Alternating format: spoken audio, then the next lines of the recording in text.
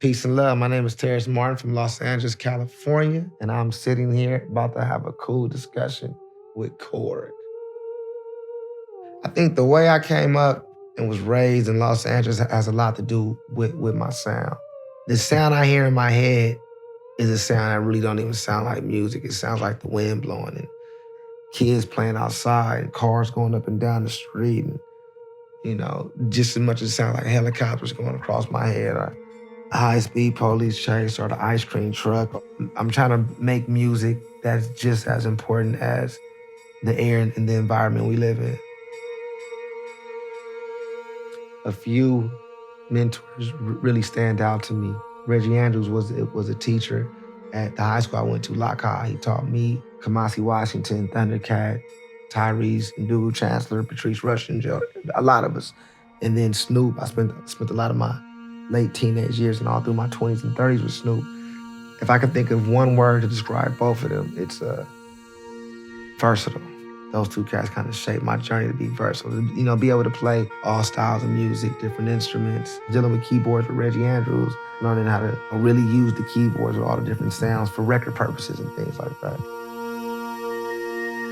I have a lot of different keyboards in my studio setup, a lot of vintage keyboards. The Nautilus really stands out amongst everything. The Nautilus is the brain of the studio. From using most of its sounds on there to things being patched through and it being a master controller of a whole room and a whole life and everything. The Nautilus is my go-to when I really need to dig in a sound and get to the functionality of a sound real fast, to be able to expand on that sound. That's been all the KORG keyboards, but the Nautilus in particular has a certain sound to it. With the aftertouch, I'm able to take that sound, shape it, and then bring out a whole different expression. It's always in the mix of all my things. The Nautilus is the bread. It's the bread, when you're dealing with a sandwich.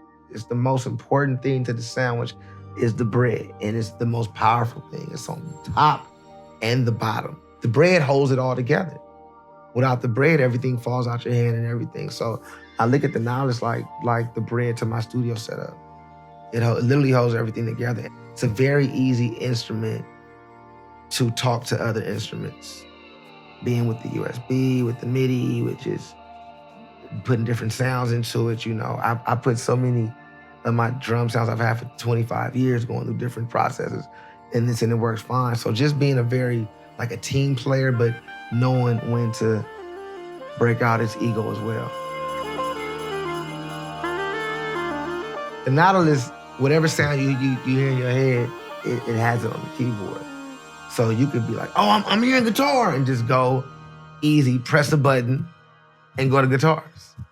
As simple as that sound, that's not that easy these days. So many things have so many windows. And by the time you get through 6 or 7 windows, the idea's gone.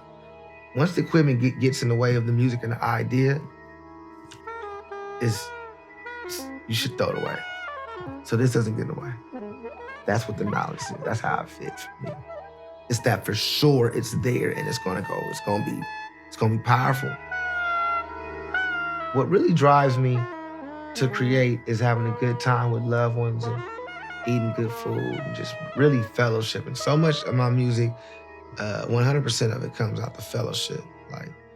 I'm really excited for the things that I'm doing on my label, Sounds of Crenshaw. I've been doing these one-off records with artists, learned a lot. I have a record called I Left My Heart in Ladera with Alex Isley, a record called Nova with James Fauntleroy. I think this year alone I put out eight albums and 3 or 4 singles. I'm excited about the motion that my team and myself are doing right now. I'm excited about us.